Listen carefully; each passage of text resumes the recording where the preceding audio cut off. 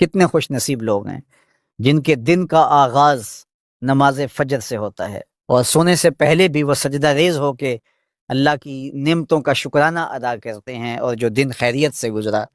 اور عافیت کی گود میں نیند لینے کے لیے بڑھ رہے ہیں، تو وہ شکرانے کا سجدہ کر رہے ہیں کہ مالک تیری توفیق سے مجھے خیریت سے یہ دن گزارنا نصیب ہوا۔ ہمارے بزرگ فرمایا کرتے تھے سونے سے پہلے 5 انگلیاں بھی گن لیا کرو، 5 نمازیں بھی گن لیا کرو۔ اگر 5 نمازیں پوری ہیں تو اللہ کا شکر ادا کیا کرو کہ تمہیں توفیق اس نے عطا کی۔ اللہ اکبر۔ حضور علیہ السلام نے کچھ لوگوں کو دیکھا معراج کی شب کہ ان کے سر پتھروں سے کوٹے جا رہے ہیں، کچلے جانے کے بعد پھر دوبارہ سر صحیح کر دیے جاتے ہیں، پھر پتھروں سے ان کے سر کوٹے جاتے ہیں، ریزہ ریزہ ہو جاتے ہیں، پھر دوبارہ ان کے سر صحیح کر دیے جاتے ہیں۔ جبریل امین نے کہا حضور یہ آپ کی امت کے وہ لوگ ہیں جو نماز میں کاہلی کیا کرتے تھے، نماز میں سستی کیا کرتے، نمازوں پر بوجھ تھا کہ یہ وقت ہو گیا ہے اب پڑھنی پڑے گی، دیر کرتے رہتے، پہلے پڑھنا نہیں چاہتے تھے، اگر پڑھنی پڑ بھی جاتی تو پھر نماز کی وجہ سے ان کے سر بوجھل رہتے تھے،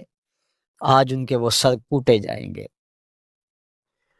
نوجوانوں بالخصوص میں آپ سے مخاطب ہوں،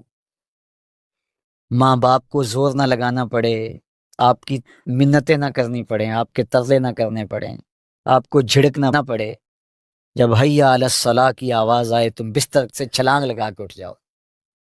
کہ میرے رب کا بلاوا ہے میرے نام۔ میسج ہے، طلباء سے کہوں گا کہ استاد کو بیدار نہ کرنا پڑے تمہیں، جب اذان کی صدا آئے تو خود اٹھ کر کے مصلی پہ آ کے بیٹھ جاؤ کہ میرے رب کا بلاوا میرے نام آیا ہے۔ اپنے ہم عمر لوگوں سے کہوں گا طبیعت کی کمزوریوں کے باوجود رب کے بلاوے پہ مصلی پہ بیٹھ جاؤ۔ نماز کا چھٹکارا نہیں ہے، رستگاری نہیں ہے۔ زکوٰۃ نصاب پہ واجب ہوتی ہے، حج استطاعت پہ واجب ہوتا ہے، روزہ صحت کے ساتھ مشروط ہے، اگر شیخ فانی ہے یا ایسی بیماری ہے روزہ نہیں رکھ سکتا فدیہ دے دے۔ مسافر کو چھوٹ ہے، بیمار کو چھوٹ ہے کہ وہ دیگر ایام میں اس کی قضا کر لے، لیکن نماز کی چھوٹ نہیں ہے، بیمار ہے تب بھی پڑھے گا، صحت مند ہے تب بھی پڑھے گا، حضر میں ہے تب بھی پڑھے گا، سفر میں ہے تب بھی پڑھے گا۔ بالغ کے اوپر نماز کی کسی صورت میں بھی رخصت نہیں ہے، کھڑے ہو کے نہیں پڑھ سکتا بیٹھ کے پڑھ لے، بیٹھ کے نہیں پڑھ سکتا لیٹ کے پڑھ لے، اشارے سے پڑھ لے، وضو کے لیے پانی دستیاب نہیں ہے تو تیمم کر لے،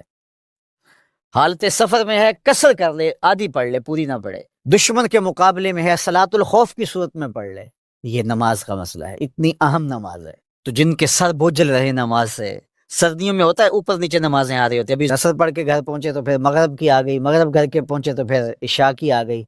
تو کئی لوگ کہتے ہیں اے تو مولویاں نے آت چکی ایک، ابھی تو پڑھ کے آئے ہیں۔